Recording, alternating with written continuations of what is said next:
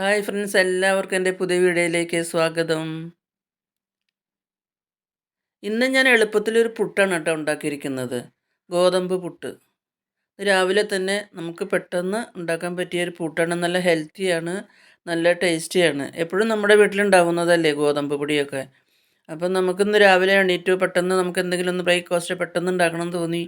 അപ്പോൾ നമുക്ക് വീട്ടിലുള്ള എപ്പോഴും വീട്ടിലുണ്ടാവുന്നത് തന്നെയാണ് ഈ ഗോതമ്പ് പൊടി, തേങ്ങയൊക്കെ എപ്പോഴും വീട്ടിലുണ്ടാവുന്നത് തന്നെയല്ലേ. അപ്പോൾ അതുകൊണ്ട് നമുക്ക് പെട്ടെന്നൊരു പുട്ടുണ്ടാക്കാം കേട്ടോ. അപ്പോൾ അതിന് വേണ്ടി ഞാനൊരു കപ്പ് ഗോതമ്പ് പൊടിയാണ് എടുത്തിരിക്കുന്നത്. 2 ആൾക്കുള്ള കണക്കാണ് കേട്ടോ ഞാൻ പറയുന്നത്. അതിപ്പോൾ ഏത് ഗോതമ്പ് പൊടിയായാലും വേണ്ടില്ല, വാങ്ങിക്കുന്ന പൊടിയായാലും വേണ്ടില്ല, നമ്മൾ വീട്ടിൽ പൊടിക്കുന്ന പൊടി ഏത് പൊടിയായാലും വേണ്ടില്ല.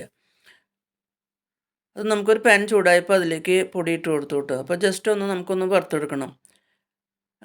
കൈ എടുക്കാണ്ട് ഇങ്ങനെ അടി പിടിക്കാണ്ട് ഇങ്ങനെ ഇളക്കിക്കൊണ്ടേ ഇരിക്കണം. അപ്പോൾ അതിനൊരു കളറൊന്ന് ചേഞ്ച് ആകും, ഒരു നല്ലൊരു മണവും വരും. അപ്പോൾ നമുക്ക് ഫ്ലെയിം ഓഫ് ചെയ്യാം കേട്ടോ. അതിനുശേഷം അത് ചൂടാറിയിട്ട് ഒരു പാത്രത്തിലേക്ക് പകർത്തി. അതിനുശേഷം നല്ലപോലെ ഒന്ന് മിക്സ് ചെയ്തതിന് ശേഷം ഒരു നുള്ളു ഉപ്പിട്ട് കൊടുത്തു. ഉപ്പ് എല്ലാ ദിക്കിലും പിടിക്കുന്ന മാതിരി ആ പൊടി ഉപ്പും കൂടി നല്ലപോലെ ഒന്ന് വിതറി എടുത്തു കേട്ടോ. ഒന്ന് വിരകി എടുത്തു, പൊടിയും ഉപ്പും കൂടി. അതിനുശേഷം ഒരു ടീസ്പൂൺ വെളിച്ചെണ്ണയും കൂടി ഒഴിച്ച് വീണ്ടും നല്ലപോലെ ഒന്ന് പൊടിയും ഉപ്പും വെളിച്ചെണ്ണയും എല്ലാം കൂടി നല്ലപോലെ ഒന്ന് കൈ കൊണ്ട് ഇങ്ങനെ വിരകിയെടുത്ത് ഈ വിരലുകൊണ്ട് പൊടിക്ക് നല്ല മയം കിട്ടാനും ഒട്ടി പിടിക്കാണ്ടിരിക്കാൻ വേണ്ടിയിട്ടാണ് കേട്ടോ ഈ വെളിച്ചെണ്ണ ഒഴിച്ച് കൊടുത്തത്. നല്ലപോലെ എല്ലാ സ്ഥലത്തും പൊടിയുടെ എല്ലാ സ്ഥലത്തും എത്തുന്ന മാതിരി വെളിച്ചെണ്ണ കൊണ്ട് നല്ലപോലെ ഒന്ന് വിരകിയെടുത്തു. അതിനുശേഷം ആവശ്യത്തിന് കുറേശ്ശെ വെള്ളമൊഴിച്ച് ഇതുപോലെ നനച്ചെടുത്തു. ഒന്നിച്ച് വെള്ളം ഒഴിക്കരുത്, കുറേശ്ശെ വെള്ളം അങ്ങനെ തളിച്ച് ഇങ്ങനെ വിരകി പൊടി എല്ലാ ഭാഗത്തും നനയുന്ന മാതിരി നമുക്കിങ്ങനെ വിരകി പൊടി നനച്ചെടുക്കണം. പൊടി ഇങ്ങനെ പിടിക്കുമ്പോൾ ഇങ്ങനെ കട്ടയായിട്ടിരിക്കണം, അതാണ് പൊടി നനയ്ക്കുന്ന കണക്ക്. അതിനുശേഷം നമ്മൾ കൈകൊണ്ട് ഇങ്ങനെ വിതറുമ്പോൾ ഇങ്ങനെ വിതറിക്കെടുക്കാൻ വേണം. അതാണ് പൊടി. അരിപ്പൊടി കൊണ്ടായാലും ഇങ്ങനെ തന്നെയാണ്. നല്ല പോലെ ഇങ്ങനെ പൊടിച്ചതിന് ശേഷം കൈകൊണ്ട് ഇങ്ങനെ നനച്ചെടുത്തതിന് ശേഷം ഒരു മിക്സിയുടെ ജാറിലേക്ക് ഇട്ട് കൊടുത്തു കേട്ടോ. പകുതി മാവ് ഒരു മിക്സിയുടെ ജാറിലേക്ക് ഇട്ട് കൊടുത്തു. പൊടി ശരിക്കും നല്ല പൊടിയായിട്ട് കിട്ടാൻ വേണ്ടിയിട്ടാണ്. കുറേശ്ശെ കട്ടയുണ്ട്, അപ്പോൾ കട്ടയില്ലാണ്ട് നല്ല പൊടിയായിട്ട് കിട്ടാൻ വേണ്ടിയിട്ടാണ് ഇങ്ങനെ മിക്സിയുടെ ജാറിലേക്ക് ഇട്ട് കൊടുക്കുന്നത്.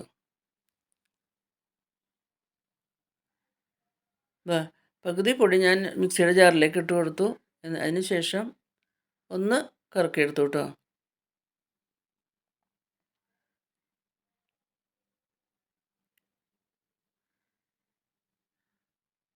ഒന്ന് നിർത്തിയിട്ടാണ്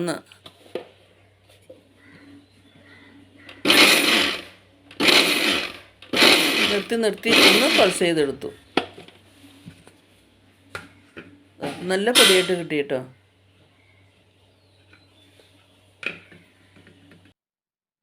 നല്ല പൊടി, നല്ല ഉതിർന്ന് കിട്ടി പൊടി. അഥവാ കൂടുതൽ വെള്ളമായാൽ നിങ്ങൾ ഒരു സ്പൂണ് പൊടി ഉണങ്ങിയ പൊടി ഇട്ട് കൊടുത്താലും മതി കേട്ടോ. കൂടുതൽ വെള്ളമായാലും കുഴപ്പമൊന്നുമില്ല. അപ്പോൾ നമ്മുടെ ആട്ടപ്പൊടി ഒരു സ്പൂണ് ആവശ്യത്തിന് ഒരു കുറച്ച് പൊടി ഇട്ട് കൊടുത്ത് വീണ്ടും ഒന്ന് പൾസ് ചെയ്തെടുത്ത് കഴിഞ്ഞാൽ നല്ല പൊടിയായിട്ട് കിട്ടും. ഞാനിപ്പോൾ ശരിക്കും നനച്ചത് ശരിയായിട്ട് വന്നു, അതുകൊണ്ട് എനിക്ക് ആട്ടപ്പൊടി ഇടേണ്ടി വന്നില്ല. നന്നായിട്ട് കിട്ടി. അതിനുശേഷം കൈ കൊണ്ട് ഒന്നുകൂടി ആ പൊടിയൊക്കെ ഒന്ന് നല്ലപോലെ ഒന്ന് വിതറിയെടുത്തതാ. പുട്ടിന് പാകത്തിനുള്ള നനവായിട്ട് കിട്ടി കേട്ടോ ഈ ഗോതമ്പ് പൊടി. അതിനുശേഷം സാധാരണ നമ്മൾ പുട്ടുണ്ടാക്കണ മാതിരി പുട്ടും കണ്ട എടുത്തു, അതിൽ ഇട്ടു. ചില്ലിട്ടതിന് ശേഷം അതിലേക്ക് സാധാരണ പുട്ടുണ്ടാക്കണ മാതിരി തന്നെ ഒരു 1.5 ടീസ്പൂണ് തേങ്ങ ഇട്ട് കൊടുത്തു. അതിനുശേഷം നമ്മൾ നനച്ച് വെച്ചിരിക്കുന്ന ഗോതമ്പ് പൊടി ഉണ്ടല്ലോ, അതിട്ട് കൊടുത്തു. ഒരു പകുതി ഭാഗം ഗോതമ്പ് പൊടി ഇട്ട് കൊടുത്തു. 1 ടീസ്പൂൺ കൊണ്ടാണ് കേട്ടോ ഞാൻ ഇട്ട് കൊടുക്കുന്നത്. തേങ്ങ ഇട്ടതിന് ശേഷം ഒരു പകുതി ഭാഗം നമ്മൾ നനച്ച് വെച്ചിരുന്ന ഗോതമ്പ് പൊടി കൂടി ചേർത്ത് കൊടുത്തു. പകുതി ഭാഗമായപ്പോൾ അതിലേക്ക് വീണ്ടും 1 ടീസ്പൂണ് തേങ്ങ ഇട്ട് കൊടുത്തു. അങ്ങനെ ഒരുപാട് പ്രസ് ചെയ്യുന്നരുത്. 1 ടീസ്പൂണ് തേങ്ങയും കൂടി ഇട്ട് കൊടുത്തു. അതിനുശേഷം ബാക്കി പകുതി ഭാഗം ഉണ്ടല്ലോ, ബാക്കി പകുതി ഭാഗവും നമ്മൾ നനച്ച് വെച്ചിരുന്ന ഗോതമ്പ് പൊടി ഇട്ട് കൊടുത്തു.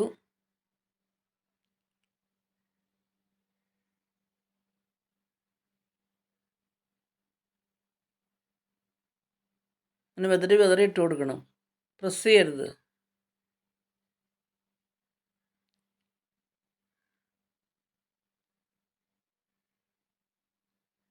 അതാ പൊടി ഇങ്ങനെ ഇട്ട് കൊടുത്ത് ഏതാണ്ട് ഒന്ന് അറിയാറായി. ഇപ്പോൾ